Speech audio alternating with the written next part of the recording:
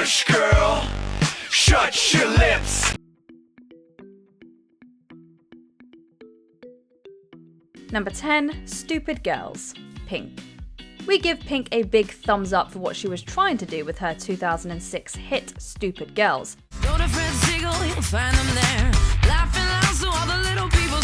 The song is meant to be a feminist anthem designed to encourage girls to be who they are and praise intelligence over superficial beauty. Unfortunately, the way it goes about doing this is by demeaning and looking down on stupid girls, which according to the video is anyone from a spoiled celeb to a pretty girl at the gym. Pink doesn't want females to feel judged in this misogynistic society, but that's pretty much what's happening in this video. Then there's the cringingly insensitive portrayal of eating disorders that just isn't funny these days. Number 9, Dude Looks Like a Lady, Aerosmith. We'd like to think we've come a long way since 1987 in our understanding and sensitivity towards the transgender community, and as such we can hopefully all agree that as catchy as this rock song is, Dude Looks Like a Lady just wouldn't fly today. Cruising to a bar on the shore, a picture graced the ground on the door. Sure, it gets a laugh when it plays over Robin Williams dressed up as Mrs. Doubtfire. However, as a writer at Vox pointed out, the lyrics fall back on a false narrative that trans women intentionally deceive men or are in disguise, and that they are unattractive or repulsive.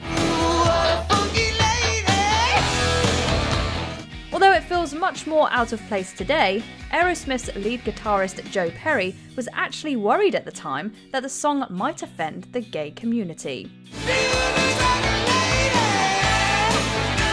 Number 8, Hot for Teacher, Van Halen. Unfortunately, there's nothing too out of the ordinary about a music video featuring scantily clad women being gawked at and sexualized.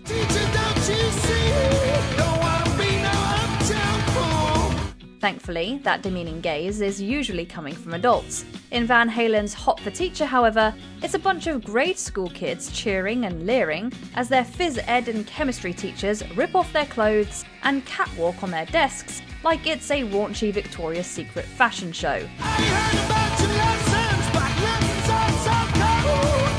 Teachers already don't get the proper respect they deserve for the important and difficult job they do, and portraying them merely as sex objects surely doesn't help. Number 7, Criminal, Britney Spears. In case you didn't pick up on the fact that the song is about Britney Spears being in love with a criminal, the video for Criminal uses glossy and sexy imagery to make the point abundantly clear. He is a hustler, he's no good at all. Sure, we all know the trope about girls falling for bad boys, but does this video really need to enforce that stereotype with sex and guns and make it look appealing? As Sarah Dean of the HuffPost UK said, if having a blonde, leather-clad superstar brandishing a gun at a shop owner's face isn't glamorizing violence, I'm not sure what is. But mama, I'm in love with a criminal. Number 6, Girls on Film, Duran Duran. Duran Duran wrote Girls on Film about the sexualization of fashion models and the dark side of the glitz and glamour.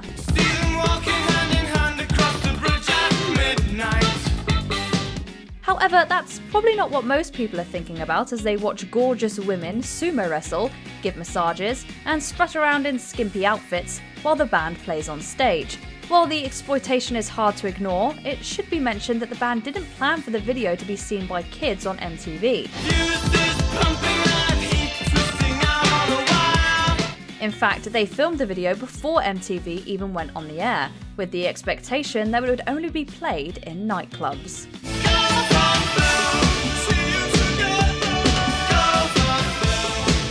Number 5, Misery, Maroon 5. Adam Levine spends the whole Misery video being slapped around, beaten up, sexually assaulted, and almost being killed by his gorgeous girlfriend. So scared of breaking it that you won't let it bend. Model and the lead singer was also Levine's actual girlfriend at the time, but that hardly makes it better. While the abuse and stylized violence is mostly played for fun and laughs, that's also kind of the problem. If the roles were reversed and Levine was the aggressor, would it be funny or acceptable? Yes, roles reversed can be used intelligently to comment on social and sexual issues, but vapid lol violence isn't an example of that. Number 4, Don't Trust Me, 303. 303's video for Don't Trust Me begins with a title card stating that only 2 men, and all the women, have survived a global virus. Black dress with the tights underneath. I got the breath of a last cigarette on my teeth. This was back in 2008, whereas these days, any reference to a worldwide virus hits us all a little closer to home. Band member Nathaniel Mott has talked about how the video was just supposed to be raw and strange, and it is. However, along with the fun and energetic strangeness, the lyrics are quite misogynistic.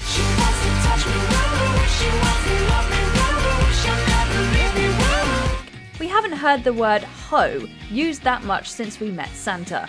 Then there's the part where they shake their butts at the camera while telling a girl to be quiet and do the Helen Keller and talk with your hips. Cringe.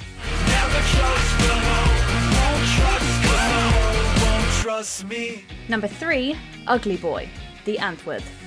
There's a whole lot that's disturbing about the music video for The Antwoord's 2014 track Ugly Boy. Ooh, I love my ugly boy, so that sometimes don't care about anything but me. There's the glamorization of guns, the bloody violence, and the typical female sexualization. But none of that's the reason it's here. For that, we can start with the blackface. Yes, they had scenes of a guy dancing and smiling in blackface. Although, to be fair, that was probably just as wrong back in 2014 as it is today. One thing that wasn't, though, was Marilyn Manson. While the Antichrist superstar has always courted controversy, the 2021 allegations of psychological and sexual abuse were of a new level. So, seeing him standing tall next to a pretty woman in the video comes loaded with that extra baggage. Ooh, I love my ugly boy, so that sometimes don't care about anything but me. Number 2, Hello Kitty, Avril Lavigne. Cultural appropriation is a major buzzword these days, and we're pretty sure it was back in 2014 also. Come tonight, so we can roll around, have a pillow fight. Well, if it wasn't a word that was buzzing around Avril Lavigne or the team involved with the production of her Hello Kitty music video.